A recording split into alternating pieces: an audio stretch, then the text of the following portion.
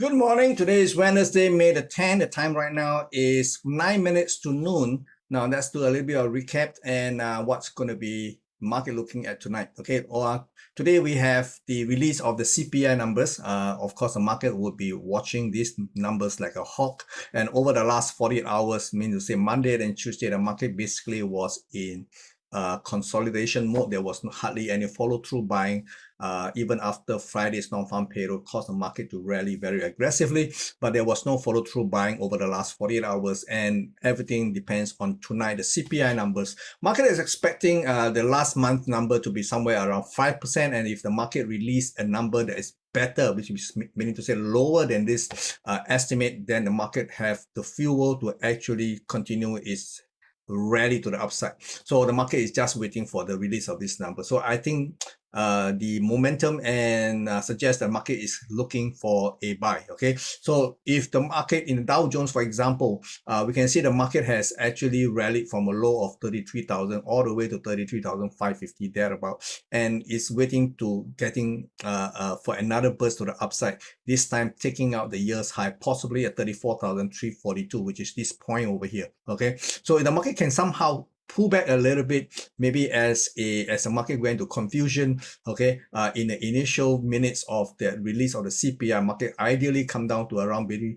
33,000 245 to 33,250 levels, which in this bracket of price, I think that will be a great level to pick up some more long position, putting your stop just below 32,900 in exchange for the possibility the market will go into a new high for the year and even possibly take out last December high of 34,712. And if that's the case, the market may actually target much higher prices, somewhere between 34,850 to 35,170 range, just below last April high of 35,492.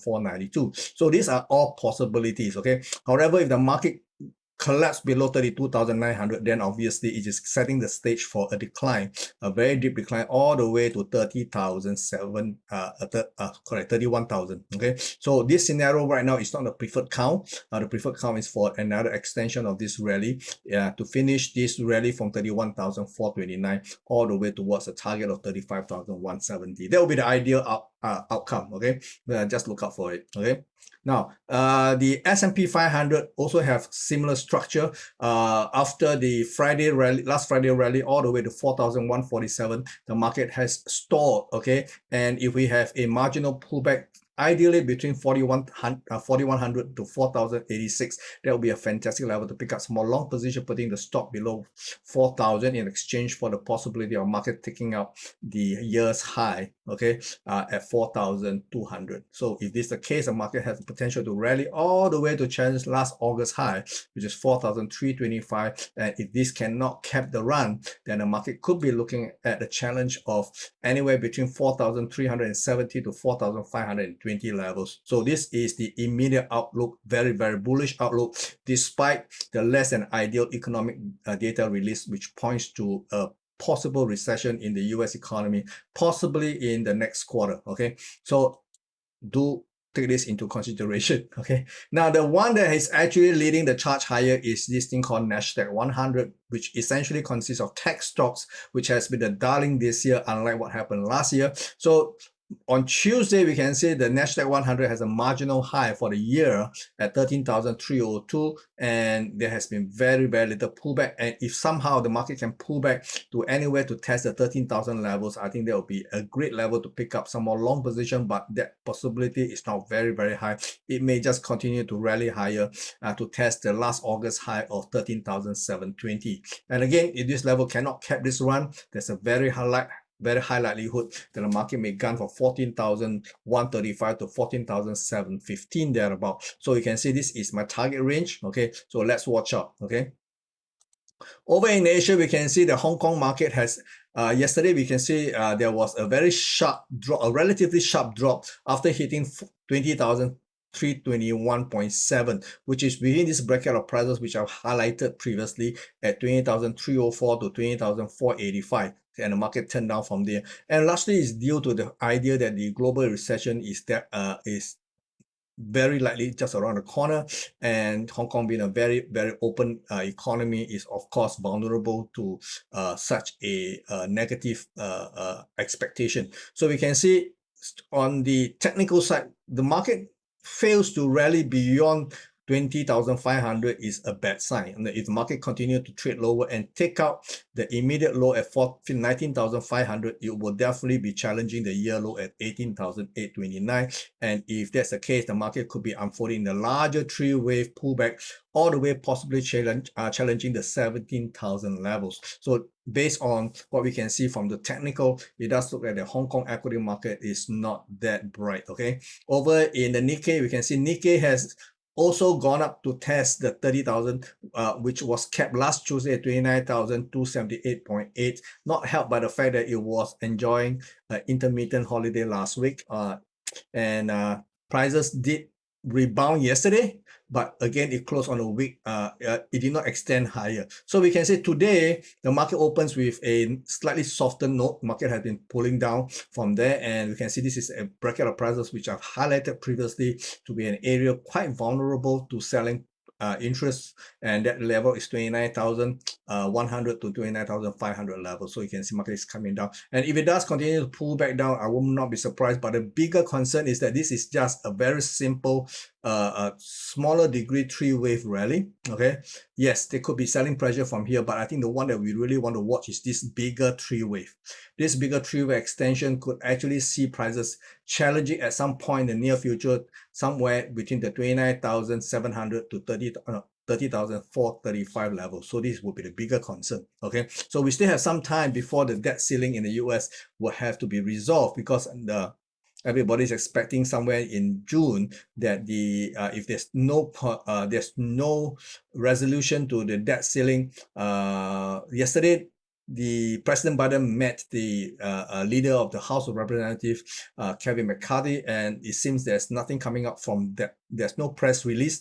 There was no major news update, so it means they are at a deadlock. And as the time is ticking towards June the 1st, the pressure will build up quite considerably. So if we have a rally in equity prices, get ready for a massive sell-off if this debt ceiling cannot be resolved, which will result in the US defaulting for the, a big time. Okay, this could be not the first time it has defaulted, but it will be bad. Okay. And over in the mainland Chinese equity market, you can see yesterday, second half, we have a mysterious drop, okay? Very much in line with what we saw in the Hang Seng Index, and coming in for a very sensitive area of 4,076 to 4,117. This actually may exacerbate further sell-off. And if the market breaks below 3,925, it will target a larger degree decline all the way to 3,936 level. So this will be my target range. Okay, do watch out for this. Over in the energy market, we can see that crude oil yesterday first pulled back before it rallied into a high for the month at $73.74. So this market doesn't want to come down, although at one stage yesterday it looks like it may pull back a little bit. So far we have not had any chance to actually enter a long trade because the pullback has been so shallow. But that doesn't mean it won't pull back. Okay, the market right now, technically speaking, is pretty bullish, but considering the immediate barrier to higher prices is very, very close by at $76.70, and then another one here at $78.90 there about $79.14. So if you buy now, the risk is that the resistance is so near, right? So if we can buy at a more sensible level, that level ideally should be around $68.50 and lower. So if we can wait for the pullback to happen, well and good. If it happens, well and good. If it doesn't, it continues to goes up, so be it. Okay, but I will only like to buy somewhere between $67.50 to $68.70 thereabout. So that will be a better area for me to buy if the market can retrace. Okay, now over in the precious metal market, we can see that the gold prices has actually be struggling higher since hitting a low of $1,999.60,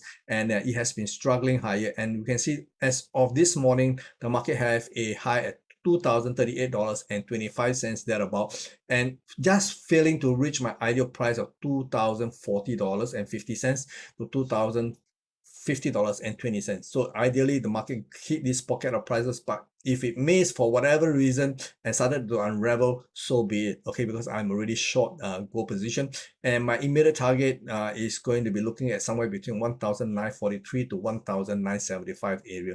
Ideally, the market tests the 1950, which is the point of origin, which I've highlighted many times in previous updates. So this is a short-term counter trend trade. If you're uncomfortable, don't do it, because the long-term outlook for precious metal is actually pretty bullish. Now, we are yesterday I did mention, and I want to say again, if we're going to get a pullback in precious metal, this precious metal pullback may last all the way to the end of March. Sorry, to the end of the month. Okay, that means to say just before June, which may actually coincide with the possibility of a US default. Okay, so if that's the case, gold is going to rally big time. So if you do not want to trade counter trend, wait for the market to stabilize. If it breaks 1950 and go all the way down, it may drop another $100 per ounce.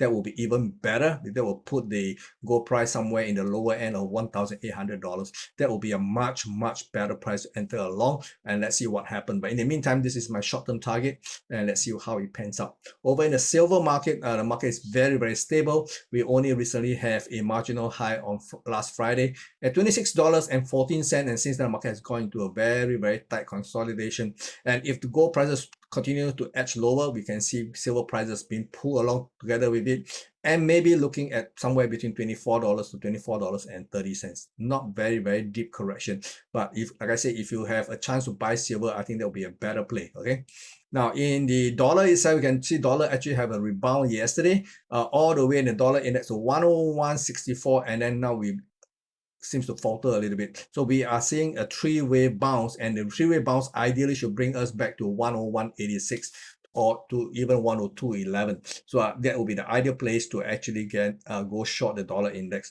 But if the market continues to slide and break the near-term support line, which is represented by this very solid black color line here, and if it closes below here, then the market is possibly coming down already. Okay, and the immediate target is somewhere between 99.64 to 100.13 in the dollar index. So if the dollar index is weak, meaning the dollar is weak, the other principal currency is likely to edge even higher. Yesterday, we saw sterling falling back from 126.66 all the way to 125.77 before it stabilized. And this one the chart wise, it does look like it still have the momentum to even trade higher beyond 126.66. My immediate target is somewhere between 127 to 127.50 levels. I'm already long. I'm taking profit. I'm placed an order to take profit at 127.35. There's a possibility it may go even beyond this 127 half levels, but again, I'll be more than happy to exit at 127.35. Okay, and then I will watch. Over in the euro versus sterling, I am not as bullish. That the market has actually come down from 110.50 to 109.40 before it stabilizes. Now there are two possibilities here. If the market continues to edge lower and take out the 109 level, the market is getting ready to see a further decline all the way to 107 at the minimum. Now, if the market bounce back, ideal place to sell right now, the most likely scenario is the market bounce back to 110.20 levels, and then that will be a better area to short in expectation the market will come back down again. Okay, however, if the market continues to edge even higher to 111.26 to 111.69, that is also another possibility.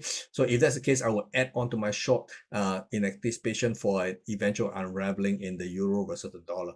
Okay, minimum target 107. Okay, over in the Aussie, now Aussies have a remarkable rally from 0.6575 area all the way to 0.68, which is just below the previous high which we saw in April. Could not quite take it out, and market now is pulling back. Now there is a possibility, okay, I'm not saying that it cannot, this rally here may be actually quite sustainable. So what we are doing right now is to wait for the market to eventually pull back a little bit deeper, ideally to somewhere between 0.6660 to 0.6690 levels, to see if that can happen. That will be a better area to actually go long. I would love to go long on the Aussie right now, targeting 0.68. But if you feel that the market is basically consolidating in a very wide range, then you can choose not to engage this market for the time being and just watch. Okay, now this is the one currency that I'm very excited about, the dollar versus the yen. The high at 137.77, which is this bracket of prices which I have highlighted the week before, that could be an area of selling interest. Unfortunately, I wasn't brave enough to actually take up a short position here, and I missed that run all the way to 133.5, and now I'm waiting for a second chance. Market has since rebounded to 135.36 this morning, and if we can just manage a little bit more, ideally in the afternoon session when London opened, somewhere between 135.65 to 136.15, that will be a better area to go short. It is not a very low risk trade because I have to put my stop above 138. Okay, but if you're comfortable with that, then my target is at 129.65. Okay, so in comparison, this will be at least a let me see, more than 1:2. Okay, maybe 1:3 risk reward ratio. Okay, but the fact that you have to put a stop above 138 may not be a comfortable thought for a lot of people. For me, I'm okay. Okay, now the thing is this, dollar Canadian is also looking to be very bearish. Okay, so that is a case that reinforced my outlook for dollar yen actually. Okay, you can see that dollar CAD has been falling from 136.40 this month, and it has gone up to as low as 133.15 before it bounced. So this bounce has been very, very shallow. I remember talking to you about this yesterday. I was saying that if the market rebound, it will be a pretty shallow rebound, and I've targeted a price between 133.90 to 134.40, and the market went up to 134.06 before it stalled. Okay,